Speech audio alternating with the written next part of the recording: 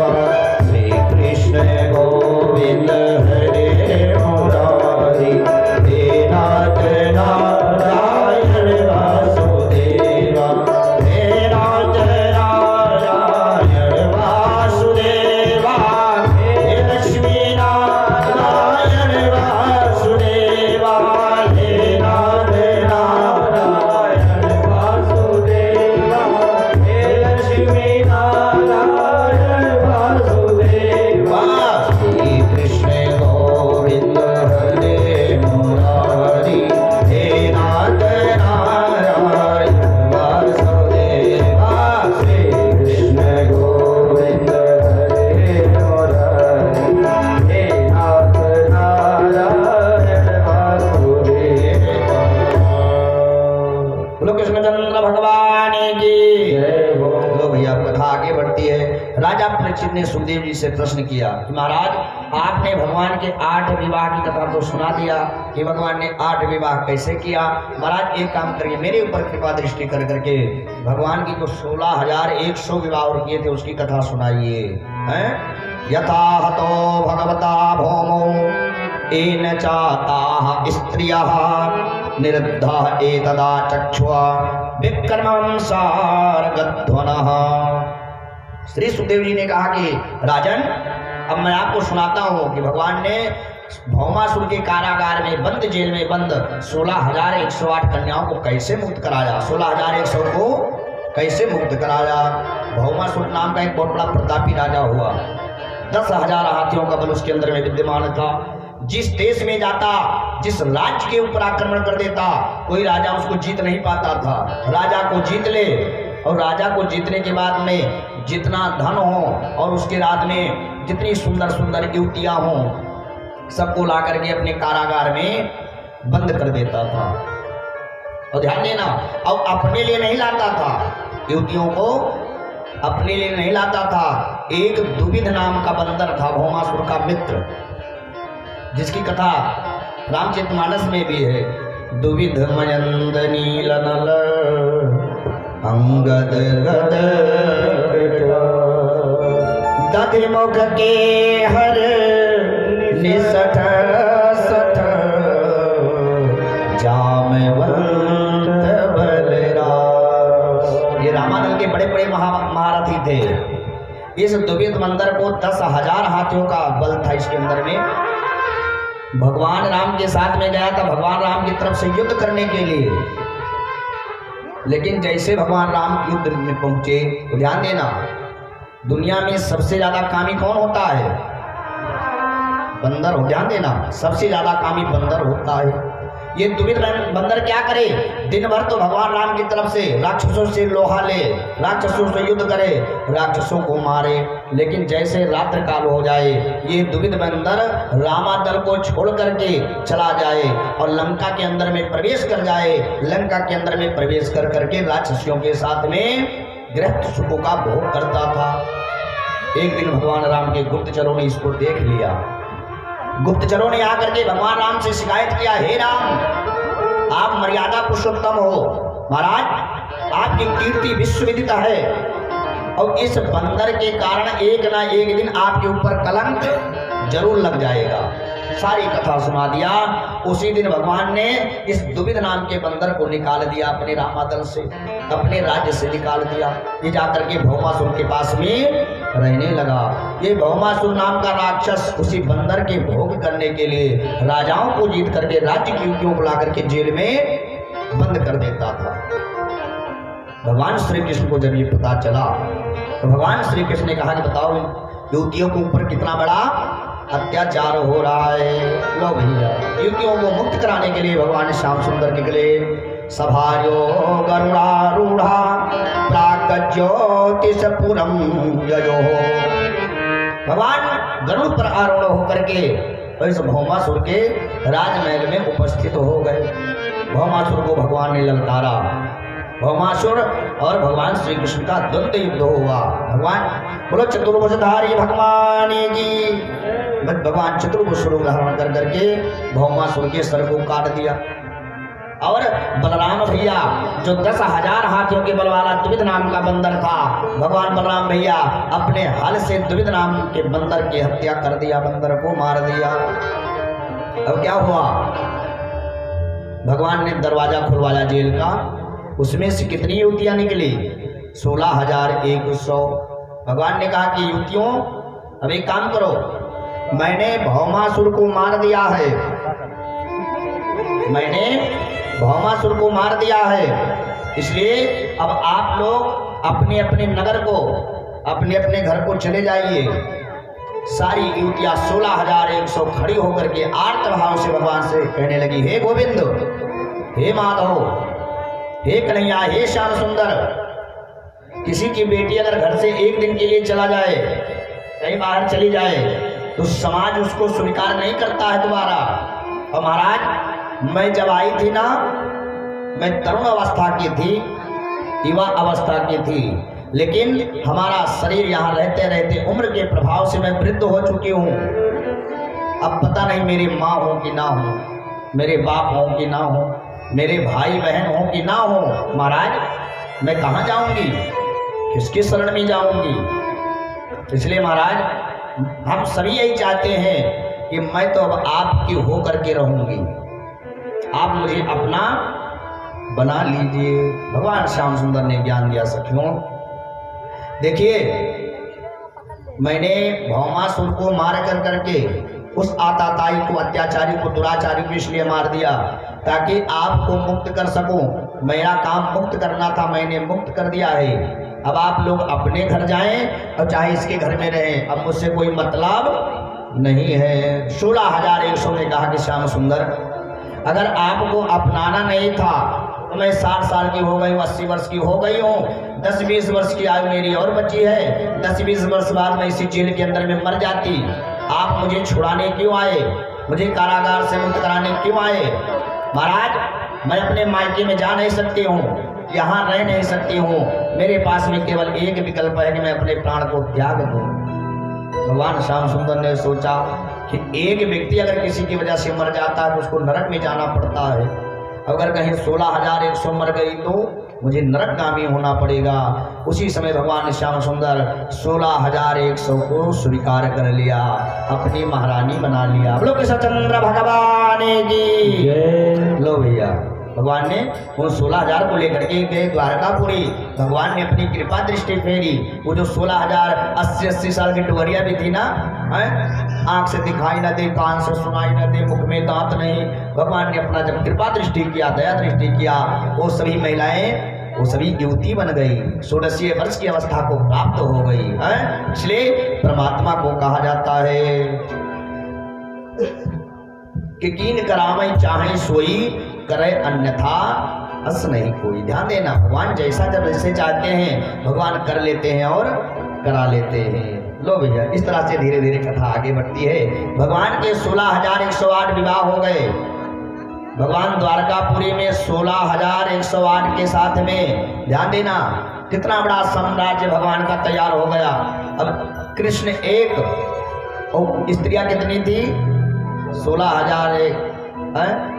हमारे आपके यहाँ एक विवाह हो जाता है, एक आ जाती है, थोड़ा पढ़ी लिखी तो पूरे खानदान को नहीं जीने देती है, पूरे गांव को, समाज को नहीं जीने देती है। अब सोचो, भगवान श्री कृष्ण 16,108 महारानियों के साथ में कैसे रहे होंगे।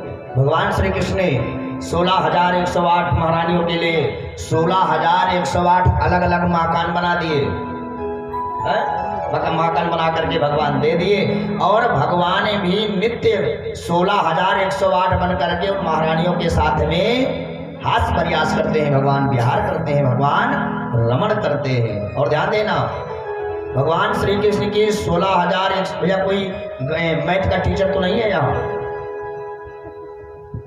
दादाजी हमारे पहले के हैं ना। देखिए, अब की पढ़ाई और पहले की कढ़ाई बराबर है। पहले के लोग जो पढ़े होते थे, अब के लोग जो पढ़े हैं ये बराबर है भाई। 16,108 कन्याओं से भगवान श्री कृष्ण ने सभी महारानियों से 10-10 पुत्रों को जन्म दिया। अगर भैया कोई टीचर हो, थोड़ा थोड़ा भाग करिए। 16,000 गुणे 16,108 गुणे 10, 16,108 गुणे 10 करिए। और ध्यान देना, भगवान श्री कृष्ण के महारानियों से 10-10 बच्चे हुए हर महारानी से, और भगवान श्री कृष्ण के जो नाती बेटे हुए उन बेटों ने भी सबने 10-10 बच्चों को जन्म दिया। अरे भैया मोबाइल में अंक कम पड़ जाएगा। अरे भाई तो 16,108 को जब आपने 10 से गुणा किया तो 1,55,000 जाकर के संख्या है। अब ये समझ लीजिए, केवल भगवान श्री कृष्ण के बेटों को, नाती पोतों को पढ़ाने के लिए 2 नील केवल टीचर की व्यवस्था किया गया था, मास्टरों की व्यवस्था किया गया था। अब सोचिए अपने भारत की आबादी कितना है, 125 करोड़। अब सोचिए भगवान ने इतना बड़ा साम्राज्य खड़ा कर दिया। एक दिन क्या हुआ, भगवान श्री कृष्ण रुक्मिणी के कक्ष में थे, रुक्मिणी लेटी हुई थी। तो भगवान ने सोचा कि बहुत दिन हो गया है रुक्मिणी को, लेकिन आज तक मैंने कभी रुक्मिणी से हंसी मजाक 1,61,080। अरे तो भाई 1,61,180 को 1,61,080 गुणे 10 कर दीजिए, और फिर जितनी संख्या है उसको भी 10 से गुणा कर दीजिए भैया। हाँ मती काम नहीं करेगी, इतना बड़ा भगवान का परिवार हो गया। बोलो कृष्णचंद्र भगवान की। क्या हुआ, भगवान ने कहा कितने दिन विवाह करके रुक्मिणी को लाए हो गया, लेकिन आज तक मैंने कभी हंसी मजाक रुक्मिणी से नहीं किया। आज चल करके थोड़ा इससे हंसी मजाक करता हूँ। श्री सुखदेव जी महाराज कहते हैं कि हे राजन, कहर्चितम सुखमासीनम स्वल्पस्थम च जगद्गुरुम पति भर्या चरद भैस्मी व्यजनेन सखी जनैहि। बहुत समय जब बीत गया तो भगवान श्याम सुंदर को रुक्मिणी के साथ में खेल करने की थोड़ा मन में विचार आया, तो भगवान श्याम सुंदर ने पूछ दिया, क्यों रे रुक्मिणी, तेरा विवाह शिशुपाल के साथ में तय था, बारात लेकर के शिशुपाल चला आया था, तेरे दरवाजे पर आया था, तो तूने मेरे पास में पत्र को क्यों भेजा था, मुझको तूने क्यों बुलाया था। शिशुपाल इतना बड़ा प्रतापी राजा था, उसकी महारानी होकर के रहती है, हम लोग तो ग्वाल वाल है ना, मेरे पास में क्यों चली आई। तो रुक्मिणी के मन में लगा, लगता है मेरे से कोई गलती हो गई है, मेरे से कोई अपराध हो गया है। आज तक मेरे स्वामी ने इस तरह से कोई बात नहीं किया, लगता है मेरे से कोई गलती हो गई, कोई अपराध हो गया, और ये श्री कृष्ण मेरे पति देव मुझको डांटना नहीं चाह रहे हैं, लगता है मेरा व्यवहार जगत इनको अच्छा नहीं लग रहा है। जैसे भगवान श्री कृष्ण ने इतना पूछा, रुक्मिणी महारानी सोच करके बेहोश हो गई, मूर्छित हो गई। भगवान श्री कृष्ण ने तुरंत, बोलो चतुर्भुजधारी भगवान की। भगवान ने तो किया था, मजाक में पूछा था। रुक्मिणी ने जब सुना ऐसा सोच करके रुक्मिणी बेहोश हो गई। एक हाथ से भगवान ने रुक्मिणी के सर को अपने हाथ पे रख दिया, एक हाथ से भगवान रुक्मिणी को पंखा कर रहे हैं, एक हाथ से भगवान रुक्मिणी के मुखमंडल को जल लेकर के सिंचित कर रहे हैं। थोड़ी समय के बाद में जब रुक्मिणी को होश आया तो भगवान ने कहा कि देवी, मैं तो हास्य करने के लिए, हंसने के लिए तेरे से मजाक कर रहा था, और तुमने उसको सही ले लिया। लो भैया, इस तरह से भगवान तमाम प्रकार की लीलाओं का स्मरण करते हैं। एक बार क्या हुआ, देवर्षि नारद ने सोचा कि जब सांसारिक मनुष्यों का एक विवाह हो जाता है तो पूरा जीवन नाचता रहता है, और भगवान श्याम सुंदर ने 16,108 विवाह किए हैं। थोड़ा सा चल करके देखें कि भगवान रहते कैसे हैं द्वारकापुरी में। लो भैया, देवर्षि नारद चले गए द्वारकापुरी में। भगवान श्री कृष्ण ने देखा कि देवर्षि नारद आए हैं। देवर्षि नारद का स्वागत किया, देवर्षि नारद का सम्मान किया, चरण को पखारा, चरण को धुला, क्योंकि भगवान संतों से अधिक प्रेम करते हैं। भगवान कहते हैं कि दुनिया में अगर कोई मुझे प्राप्त करना चाहता है तो मोहिते अधिक संत कर लेखा। मुझसे प्रेम करने वाला मुझको इतनी आसानी से नहीं प्राप्त कर सकता है। दुनिया में अगर मुझे प्राप्त करना है तो संतों से प्रेम करना सीख लीजिए, मुझसे अधिक संतों में प्रेम रखिए, संतों की सेवा में भाव रखिए, भगवान तो अपने आप ही प्रकट हो जाएंगे। तो इसलिए देवर्षि नारद गए, देवर्षि नारद का भगवान चरण धुले, आरती उतारा, प्रसाद पवाया।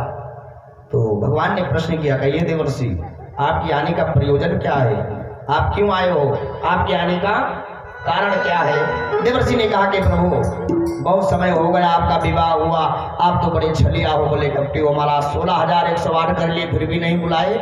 मैंने सोचा चलो चल करके हम देखते हैं। कि भगवान की गृहस्थी सुख का भोग कैसे करते हैं, भगवान अपना गृहस्थ आश्रम कैसे चला रहे हैं। लो भैया, भगवान श्री कृष्ण ने कहा कि ठीक है देवर्षि, चलिए थोड़ा मैं आपको सबसे परिचित करवा देता हूँ, सभी महारानियों से 16,108 से मिलवा देता हूँ। लो भैया, देवर्षि नारद भगवान श्री कृष्ण गए, पहले मकान में गए तो देखा कि भगवान श्री कृष्ण और रुक्मिणी जुआ खेल रहे हैं, पासा खेल रहे हैं। क्या खेल रहे हैं? पासा खेल रहे हैं। दूसरे कक्ष में गए तो देवर्षि नारद ने देखा कि भगवान श्री कृष्ण विश्राम मुद्रा में है और सत्यभामा भगवान के चरण को दबा रही है। मतलब 16,108 भवन में देवर्षि नारद भगवान श्री कृष्ण लेकर के गए और सब जगह 16,108 महारानियों के पास में भगवान श्री कृष्ण दिखे देवर्षि नारद को। कहीं पर भगवान खा रहे हैं, कहीं पर भगवान शयन कर रहे हैं, कहीं पर भगवान हंसी मजाक कर रहे हैं, कहीं पे भगवान कथा कर रहे हैं, कहीं पर भगवान कथा बैठ करके महारानियों से सुन रहे हैं, कहीं इतिहासों की कथा कर रहे हैं, कहीं पर वेद पुराण की कथा। मतलब भगवान 16,108 के महल में गए, सब जगह महारानियां दिखी और महारानियां के साथ में भगवान श्री कृष्ण भी दिखे। देवर्षि नारद की बुद्धि चकित रह गई है, ये कृष्ण तो मेरे साथ में है, फिर भी मैं जिस महल में देखता हूँ, जिस महारानी के साथ में देखता हूँ, ये वहाँ विद्यमान रहता है। देवर्षि नारद भगवान श्री कृष्ण के चरणों में लेट गए, दंडवती प्रणाम करने लगे।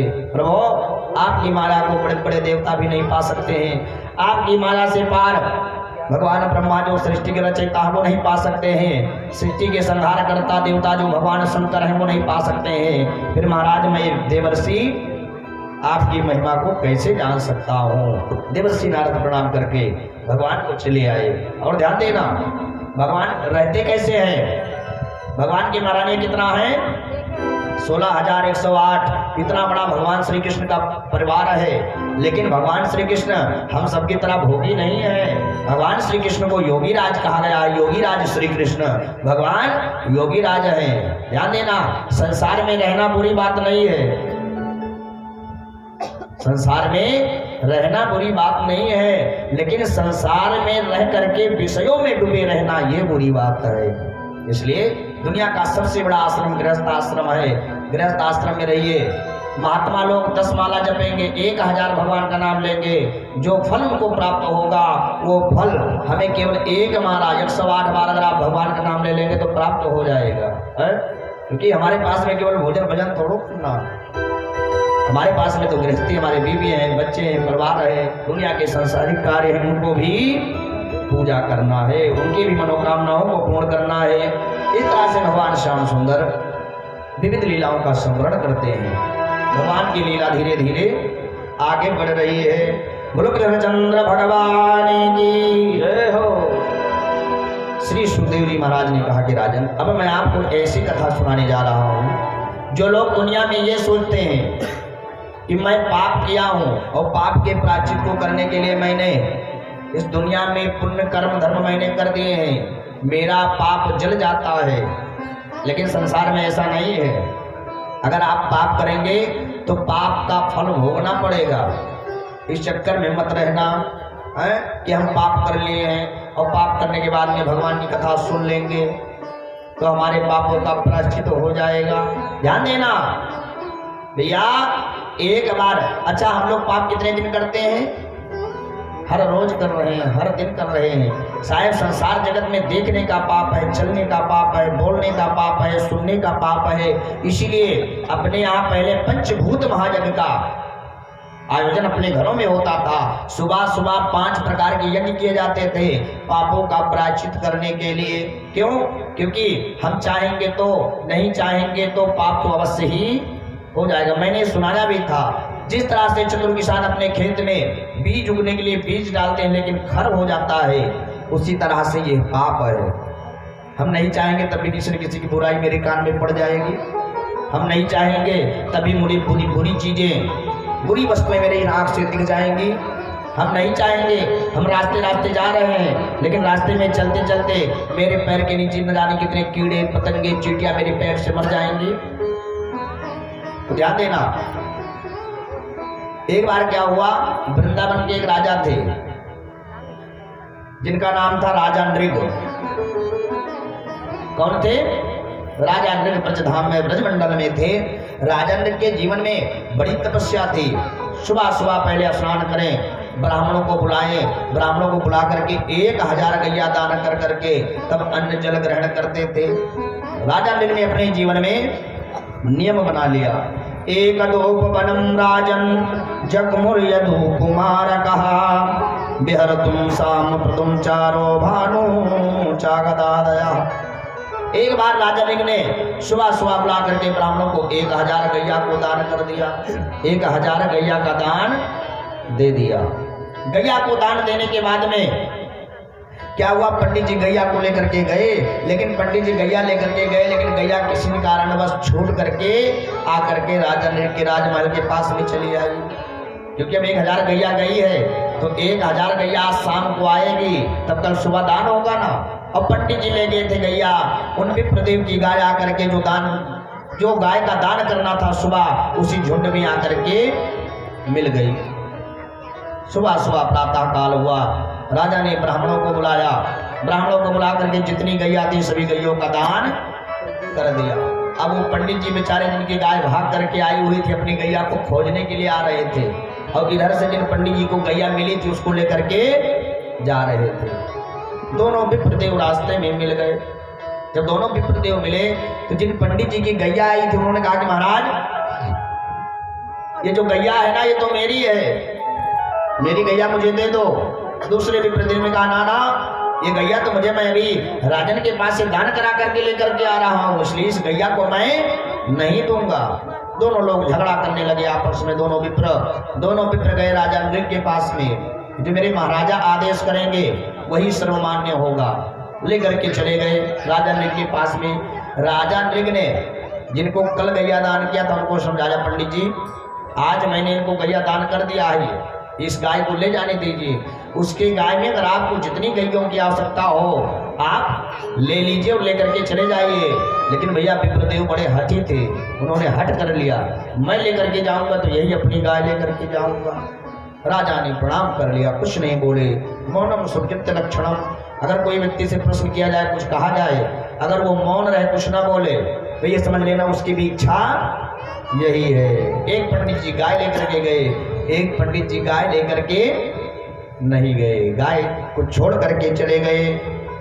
राजा नृग की जब मृत्यु का समय आया, मृत्यु को प्राप्त हुए, सीधा धर्मराज की पुरी में पहुंचे, धर्मराज के लोक में पहुंचे। धर्मराज से कहा कि महाराज मेरे जीवन में कितना पुण्य है कितना पाप है, मेरे रजिस्टर को खोल करके थोड़ा देखिए और मेरे विषय में बजाइए। धर्मराज ने रजिस्टर खोला, रजिस्टर खोल करके देखा तो राजा नृग ने अपने जीवन में कोई भी पाप नहीं किया था, पूरे जीवन में उन्होंने पुण्याचरण किए थे।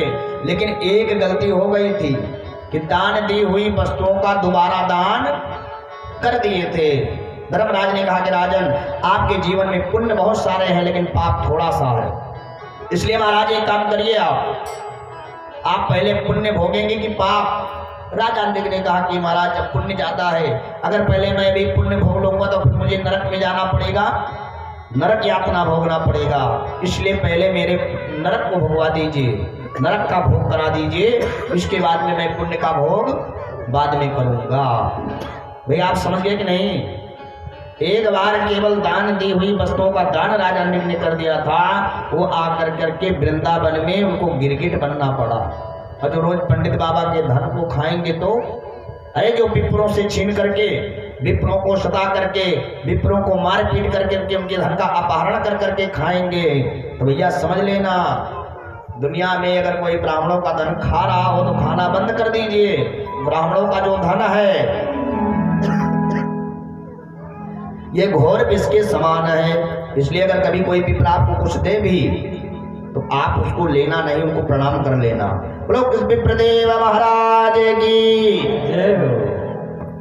भैया वो देखिए कथा करते करते बहुत समय हो गया ना, तो धीरे धीरे अब जैसे कार्यक्रम विश्राम की ओर जा रहा है वैसे वैसे स्वास्थ्य पर प्रभाव भी पड़ेगा। तो भगवान की कृपा है कि चल रही है। आप कभी मेरे आसपास पे आए, दिन में बोलने की इच्छा नहीं होती है, आवाज़ नहीं निकलता, लेकिन यहाँ पर बैठने के भगवान नारायण की कृपा हो जाती है। 2-2, 3-3, 4-4 घंटे आप लोगों को कथा सुनाते रहते हैं। इसे ये मेरे ठाकुर जी की कृपा है। कृष्णचंद्र भगवान की। तो भैया इस चक्कर में मत रहना कि मैंने पाप बहुत किए हैं इसलिए मैंने पुण्य कर लिया है, मेरा पाप जल जाएगा है। अरे मेरे मालिक की दुकान पे है सब ही का खाता, मेरे मालिक के दुकान पे है सब ही का खाता, मेरे मालिक के दुकान पे है सब ही का खाता, मेरे मालिक के दुकान पे है सब ही का खाता। जैसा जिसने कर्म किया है वैसा ही फल पाता, जैसा जिसने कर्म किया है वैसा ही फल पाता, मेरे मालिक के दुकान पे है सब ही का खाता, मेरे मालिक के दुकान में है सब ही का खाता।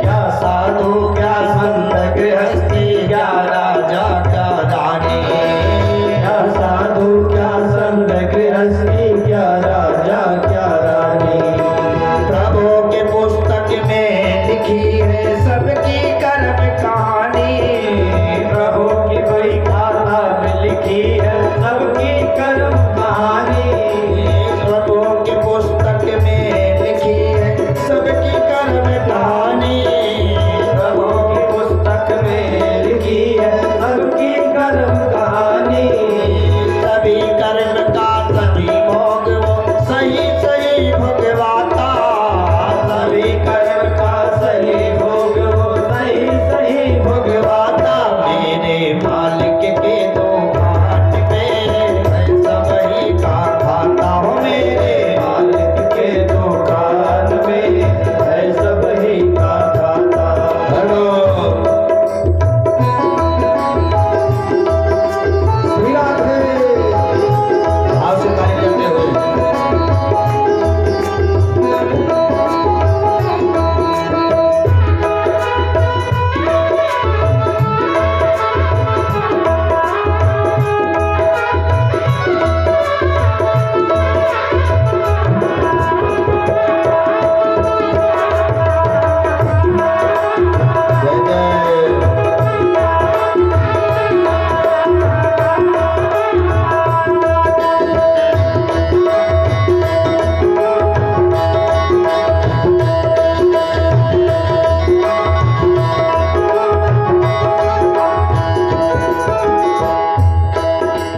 नहीं चले उसके घर रिश्वत, नहीं चले चालाकी, नहीं चले उसके घर रिश्वत, नहीं चले चालाकी, अरे उसकी अपनी लेन देन है, रेत बड़ी है बाकी, सबकी अपनी लेन देन तेरी तेनों की बाकी, पुण्य की नैया पार करे वो, पुण्य की नैया पार करे वो आप स्वयं डूब जाता, मेरे मालिक के दुकान में है सब ही का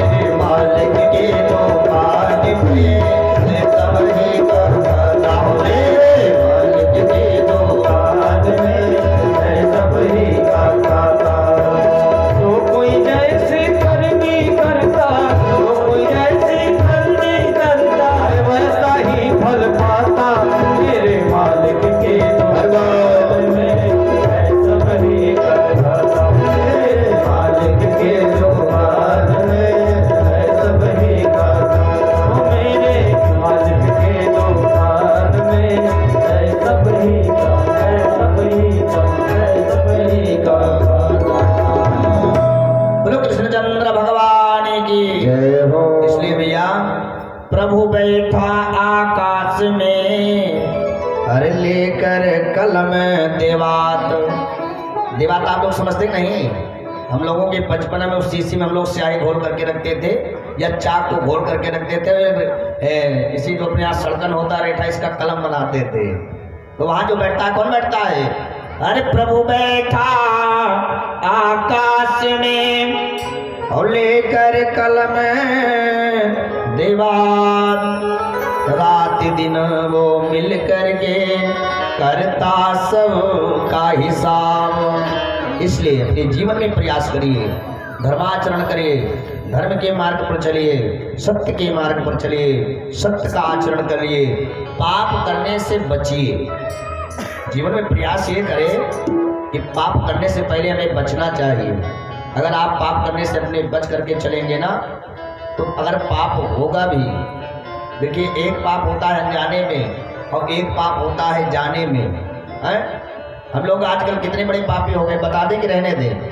चलिए फिर कभी अमरवल में आएंगे तो बताएंगे कि हम लोग कितने बड़े पापी कलयुग में हो गए हैं, संसारिक हो गए हैं, कितना पाप करते हैं साहब। अनजाने में किए हुए पाप का प्रायश्चित इतना घोर होता है कि जिसका कोई दुनिया में प्रायश्चित नहीं है। अगर हम लोग हर दिन हर क्षण अगर जान करके पाप करेंगे तो बात समझ लीजिए, हम जीव की हत्या करेंगे, किसी को सताएंगे, किसी को परेशान करेंगे, तो भैया भगवान आपको कभी माफ नहीं करेगा। इसलिए सत्य का आचरण करिए, सत्य मार्ग पर चलिए। राजा नृप आकर के आज एक पाप केवल उसके जीवन में हुआ था, दी हुई वस्तुओं का दोबारा दान कर दिया है। अब तो मैंने सुना है पहले क्षत्रिय लोग जमींदार होते थे, इनके पास में जमीन होती थी, तो ये क्या करते थे, पंडित जी की अपने यहाँ ड्यूटी लगा करके रखे थे, महाराज मेरे यहाँ आना, कथा करना, पूजा करना, पाठ करना। तो इसके लिए क्षत्रिय लोग जो जमींदार लोग होते थे पंडित जी को क्या दे दिए थे, जमीन दे दिए। और कहीं पता चल गया किसी जमींदार को कि जमीन तो मैंने पंडित जी को दे दिया है भोग करने के लिए, और 6 लाइन बगल से जा रही है, उसमें से 2 बीघा जमीन में जा रही है, कौन सी? अरे जो मैंने पंडित जी को दान किया है। तो बोलो जमीन किसके नाम है? जमींदार के नाम। पंडित जी बेचारे तो भोले भाले सीधे साधे जमीन को जोत रहे थे, बो रहे थे, अपना परिवार पाल रहे थे। जमीन लेंगे कि नहीं लेंगे? ले लेंगे भैया, ये कलयुग चल रहा है। इस कलयुग में कहो पंडित जी के 2-4-10 बीघा लिखवा ले अपने नाम से, आए और अपना कौन छोड़ने वाला है। तो भैया राजा ने केवल दान करके दोबारा दान कर दिया, तो अभी जान करके नहीं अनजाने में, और जो पंडित जी को दे देगा पंडित जी से छीन लेगा, तो भैया क्या घोर उसको दंड मिलेगा, कहाँ जाना पड़ेगा, है कुछ कहा नहीं जा सकता। हम लोग कृष्णचंद्र भगवान की। लो भैया राजा ने गाय बन गए गिरगिट। अब एक दिन गोप वालों को प्यास लगी, गए वृंदावन में कुआं में पानी लेने के लिए जंगल में, लेकिन देखा तो वहां पर विशाल काय गिरगिट उसी कुएं में बैठा हुआ था। लो भैया भगवान के पास में आकर के गोप वालों ने कहा कि महाराज वहां तो विशाल काय गिरगिट है। उसी समय वो गिरगिट उस गिरगिट ने क्या किया, उसी में बैठा था। भगवान श्री कृष्ण गए और भगवान श्री कृष्ण ने आकर के केवल गिरगिट को स्पर्श कर दिया, केवल भगवान ने छू दिया, गिरगिट शरीर को छोड़ दिया, चतुर्भुज स्वरूप धारण कर करके उसमें से एक परमात्मा ने अपने स्वरूप को दे दिया। परमात्मा के स्वरूप का निकला, सुंदर विमान आया, विमान में बैठ करके भगवान के परम धाम को प्राप्त कर लिया। बोलो कृष्णचंद्र भगवान की। तो भैया अल्प तो अवध जीव, कामे बहु सोच पोच करबे को बहुत है, पर काह काह कीजिए।